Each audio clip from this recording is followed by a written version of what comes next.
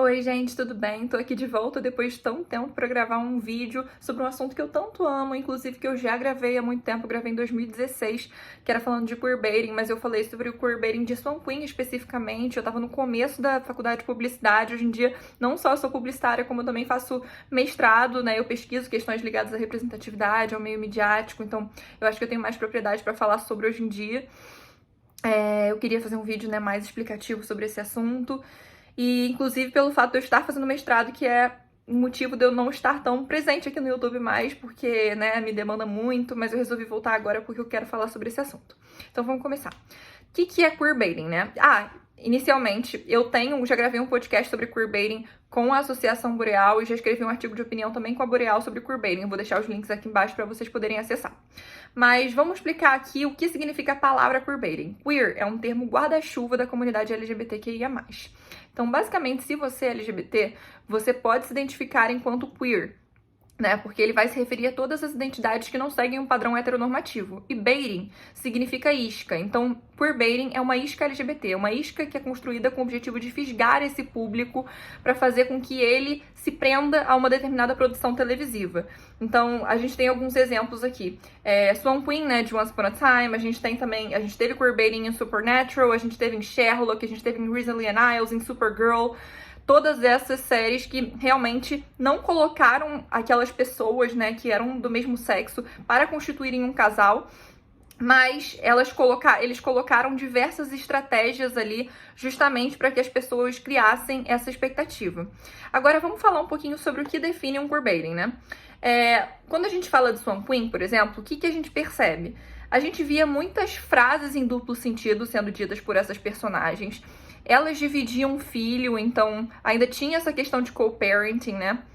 As duas tinham filho juntas, elas discutiam sobre essa relação delas com o filho. Elas tinham uma magia, né, que era capaz de derrotar tudo, né? Uma tinha uma magia pro mal, a outra era uma magia pro bem. Essas magias se complementavam, assim como a magia de Snowy, né, que era o Snowy Charming, o Príncipe e a Branca de Neve, que basicamente era uma magia, o true lovão da série. Então, assim, a gente vê que são feitas várias dessas comparações que criam frases em duplo sentido, coisas entre linhas, né, olhares. Por que que o queerbaiting ele aparece muito mais em produções televisivas do que em livros, por exemplo? Porque o queerbaiting ele se utiliza muito dessa questão da aparência, dessa questão imagética, né? Então, tudo aquilo que a gente percebe em relação a interações humanas é utilizado a favor do queerbaiting, né? A favor desse pink money, de criar um pink money, de fazer com que esse público realmente gere audiência para uma produção televisiva e queira continuar assistindo e consumindo coisas, né, relacionadas àquele chip, como a gente viu com Once Upon a Time, né, que as pessoas faziam fanfics que viravam livros, faziam blusas, né, relacionadas a Swan Queen, capinhas, etc, e todo mundo comprava. Então, assim, o objetivo realmente é gerar dinheiro. E por que ele é tão atrativo? Ele é tão atrativo porque ele constrói muito bem, né? Tudo aquilo que pode fazer com que as pessoas possam ser lidas enquanto um casal. Então, por conta disso, que muitas vezes o suposto casal, né, que não é canon, mas que está sendo shippado ali, que faz parte do queerbaiting, ele é muitas vezes o preferido da série, ele tem mais química do que um casal que é realmente canon, né? Ou seja, que realmente fica junto na série. Porque existe toda uma construção desde o início, né? Eu vou falar de Swan Queen porque foi a série que eu acompanhei do início ao fim. Foi uma série com queerbaiting que, nossa, eu fui muito fisgada por esse queerbaiting. A gente via que o queerbaiting ele começava na primeira temporada, porque é isso que vai definir o queerbaiting, né? Os autores colocarem desde o início, fazerem essa estratégia, né, desde o início, com frases em duplo sentido, com olhares, né, realmente colocando ali várias trocas entre aquelas personagens, fazendo com que elas realmente tenham uma interação gigantesca. Então, tudo isso é feito justamente com o objetivo de fazer com que as pessoas achem que aquilo ali vai acontecer em determinado momento. E o que acontece? Os autores de Once Upon a Time, eles chegaram a falar que o Swan Queen não iria virar um casal, né? Eles falaram, não, é não intencional e etc. Mas, ao mesmo tempo, eles continuavam soltando scripts das duas, eles continuavam, né, fazendo o queerbaiting, né, diminuíam e aumentavam conforme as pessoas fossem criando expectativas ou deixando de ver a série, porque pensavam que não ia mais acontecer. Então eles brincavam muito com isso, né? E o queerbaiting, ele não é uma representatividade, ele tá bem longe de ser uma representatividade.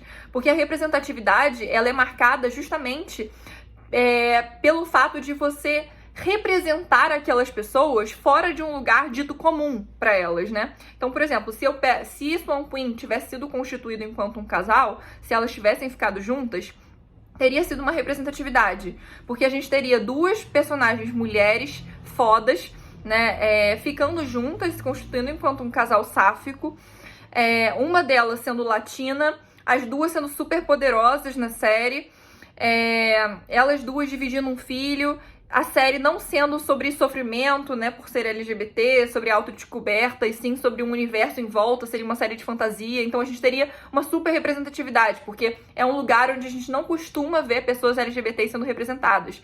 Em um lugar onde elas não falam só sobre sofrimento, em um lugar onde elas não são só marginalizadas.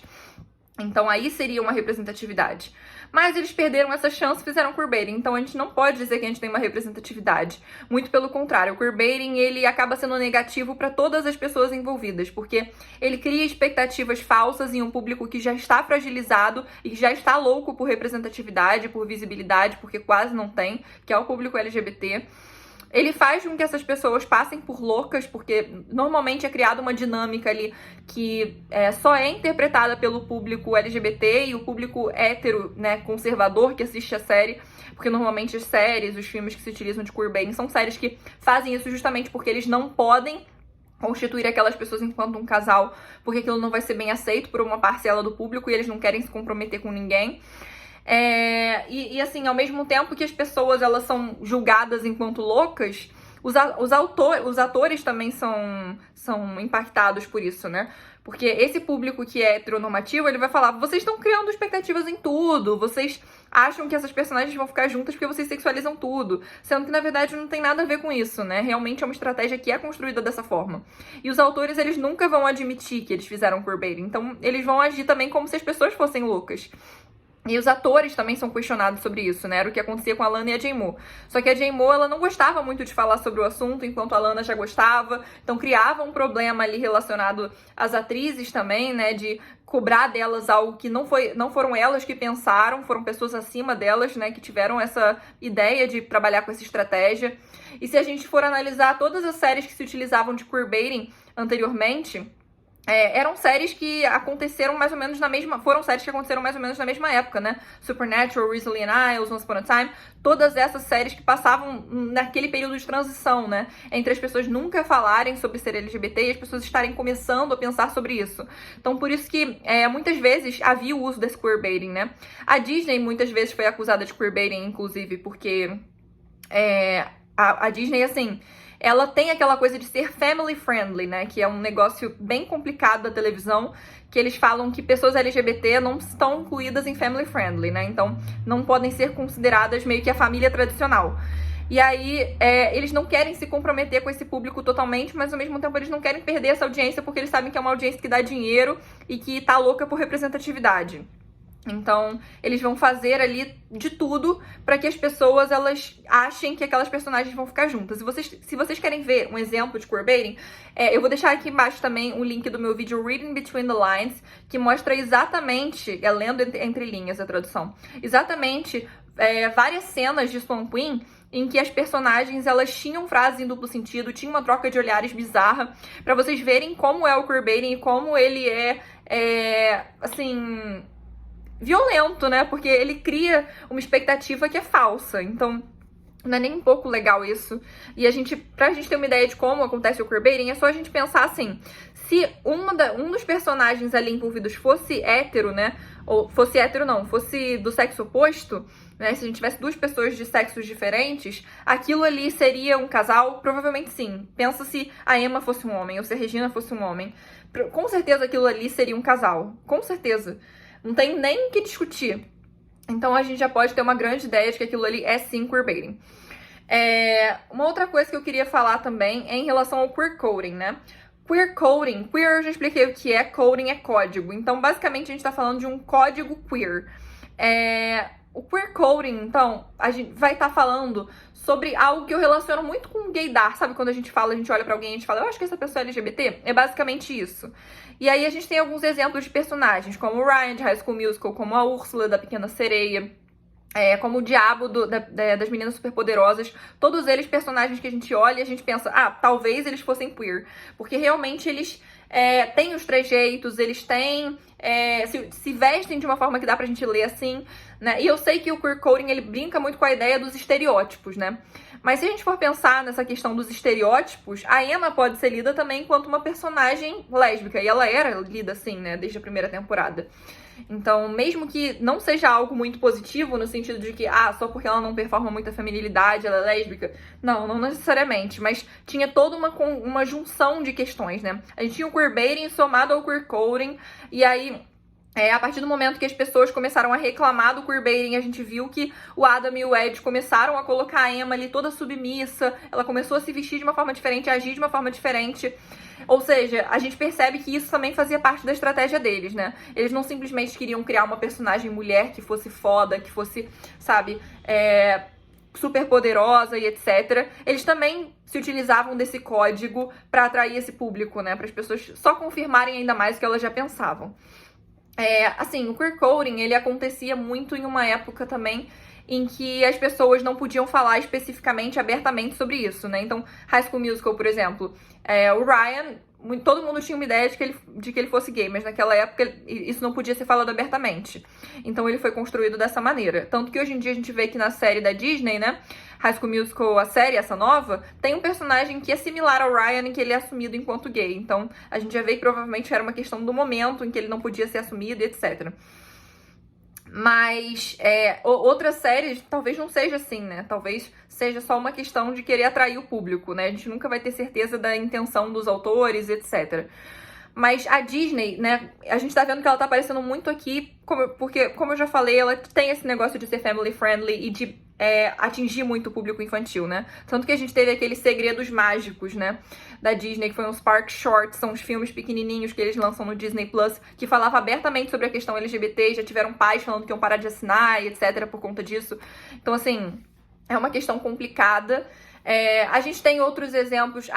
Tem um exemplo que eu acho que é queerbaiting também, que é a Mulher Maravilha 1984, porque a Mulher Maravilha com a Mulher Leopardo, eu acho que elas tinham uma química bizarra ali. Eu acho que eles fizeram isso até mesmo porque a Mulher Maravilha, quando a gente vai assistir aquele filme que eu já citei em outros vídeos aqui, Professor Marston e as Mulheres Maravilhas, a gente vê que existia muito uma questão da Mulher Maravilha ter sido construída como bissexual, né? Então, por mais que isso fosse criticado, né, e etc., ela foi construída dessa maneira. Então eles quiseram provavelmente manter essa essência, mas eles não podiam falar abertamente sobre isso. Só que, na minha opinião, ficou parecendo que era um queerbaiting, porque desde o trailer já dava pra, sei lá, ter uma ideia de que provavelmente algo pudesse acontecer, sabe? Então, talvez seja. Luca e Frozen eu fico um pouco em dúvida. Porque Luca... teve aquela questão, né, de os personagens, eles terem uma química absurda, existir realmente, né, as cores que eles usavam eram as cores da bandeira gay. No final do filme, quando quando o Bruno falou assim, Luca, você me tirou da ilha, muito obrigado, né, que realmente dá pra gente interpretar super dessa forma. Apareceram duas personagens lá que também falaram, agora eu me sinto livre pra ser quem eu sou, e essas duas personagens tinham as cores da bandeira lésbica na roupa.